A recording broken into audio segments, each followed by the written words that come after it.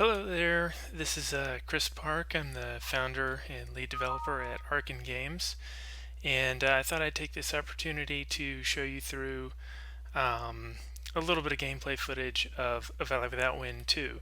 Um, this is still in an alpha state, but it's coming along really well and will be to beta quite shortly. So, first off, create a world. I'll just leave it called Environ. Um, Here we have the combat and strategic difficulty, and you can also choose how big your world is at this point.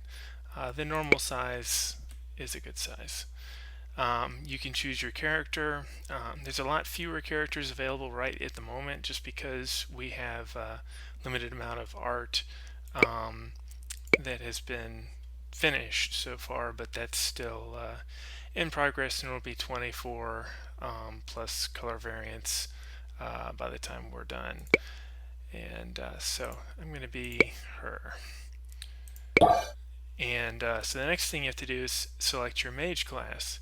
And you can see here you've got the various different spells that are associated with each one. Each mage class is basically just a collection of 4 spells, and you can switch between these anytime you're on the world map, and as you go through the game you'll unlock more mage classes. There's 50 in all, 10 in each tier, 5 of which per tier will be available to you in any given game. So there's a little bit of randomization in there.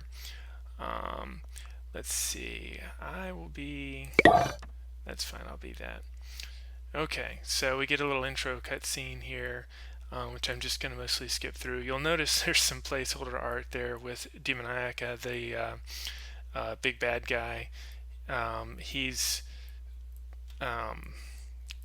his animations and so forth are here, but I've just blacked him in because he's not got the details for himself in there yet. So, alright, let's get out of there. He's basically like, you work for me now, you have an Oblivion Crystal, and we're like, yeah, right, we said we'd work for you, so we get this thing, and we had to do some awful stuff in order to get this thing, but now it's made us immortal so long as we have it, and now our mission is to make Demoniaca and his other henchmen and ourselves no longer immortal. And to do that, you're going to be leading the resistance as you go around trying to power yourself up, come back and smash the Oblivion crystals and get Demoniaca. So here's some members of the resistance who have busted in and have smashed up his castle, and they've been waiting for me. And so these are actually resistance members that I'll run into on the world map, and I can order them around and tell them what to do, and they're going to be instrumental in helping me recruit more survivors and a bunch of other things. Okay. Notice it's very empty, not very many monsters yet. But that changes pretty fast. Okay, so here's the world map, which you'll notice now has this cool isometric view, unlike in the first game. And Demoniaca hasn't caught on yet that we're rebelling, so but he will in 3 turns. This is a turn-based game on the world map, so he's going to be coming out here pretty soon. What I can do is give orders to my survivors, and I think the first thing I'm going to do is tell them to come over here, and I'm going to have them rebuild this farm. And so I can only do 1 mission per turn. May as well do all of them. This will also move their position from the Overlord's Keep. It's cost us some scrap here, but our morale went up. Hooray! This also moves our survivors from the Overlord's Keep, because when he comes out, he's going to kill them really quick. Only 3 of my survivors were able to go because one of them is wounded currently, and so we'll have to fix that later before we can really deal with it. So I'm going to go through and purify a region now, which is how we get to the next turn. And so there's a little comment to yourself each time you come into a new region. And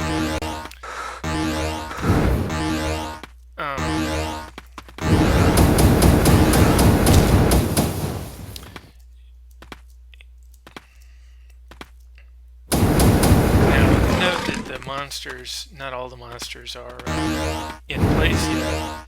So it's we're using some placeholder ones that serve the same general function until we get all the rest of the monsters in there. There's I think 112 planned.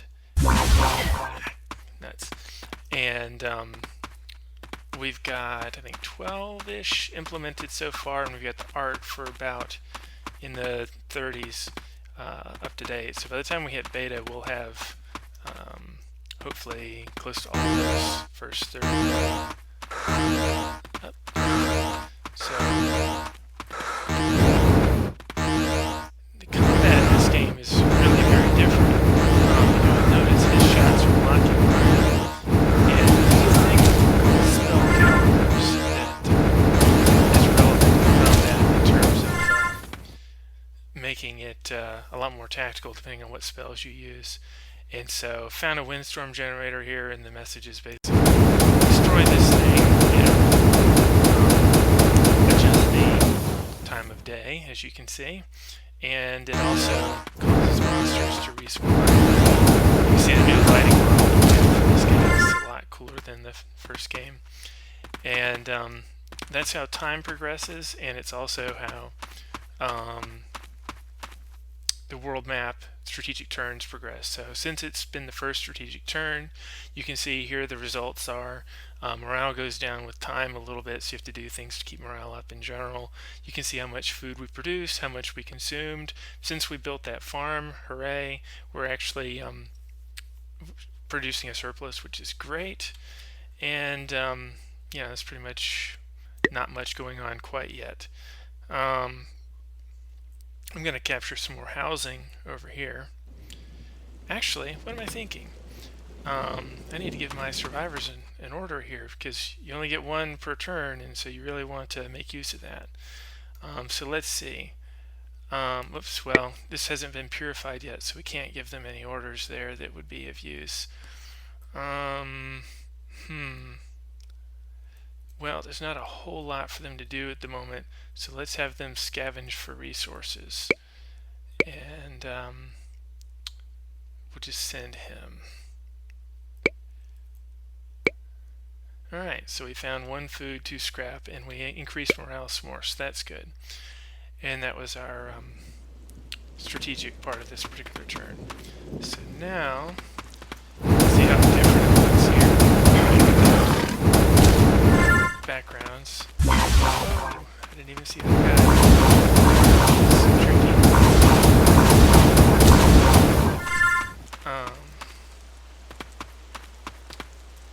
And as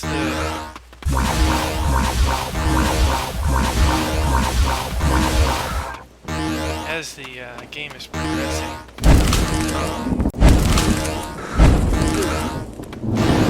so you see I can set up a blockade here on the campfire, which blocks his shots.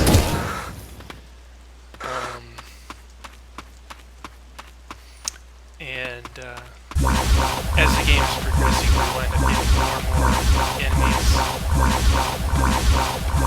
And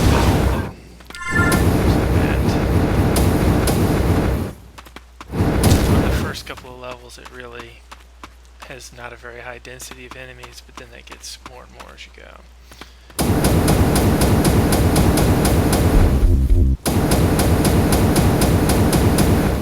Okay. Oh, shoot. So the guy that was wounded perished from his wounds. One of the NPCs is letting us know. That stinks. If we'd had a clinic, we could have prevented that, and he could have prevented that just from luck anyway, but no such luck. So you can see on the results, he died from his wounds. We're still got a surplus of food, which is good. Morale went down because the guy died. When morale goes down, you can get kind of a, as Keith calls it, a tantrum spiral. It's really, you get infighting and they start wounding each other and dying off from fighting and so forth. But anyhow, and Demoniaca emerges next turn. Bad news. So we definitely want all of our survivors away from there if they were there anyway. The gold little icons are where our survivors are that are part of our resistance, and the white ones are ones that we could recruit. The little gravestone here shows us where our one survivor perished to their wounds. So let's try recruiting that survivor here. So far, yeah, let's go in and just gather everybody over here. And all right, good. We got the person.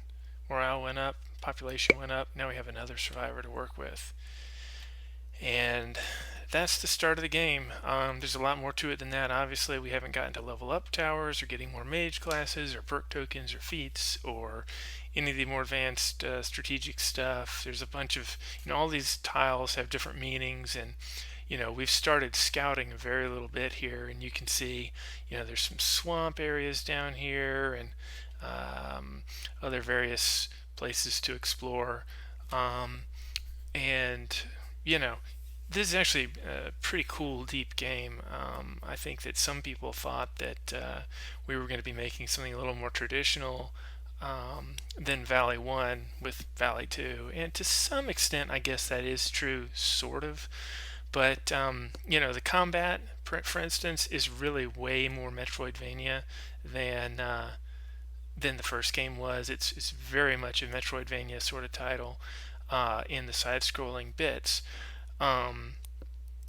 But with the strategic parts and just how all this interplay goes, I don't think there's another game like this, and I think it's really fun, and I hope you'll enjoy it. We'll be hitting beta next week, and right now we're just starting private internal alpha with some players who volunteered to be our guinea pigs and give us their first impressions and help us polish it up so that it's as spick and span as we can make it for the time when you're ready to come in and hit it up.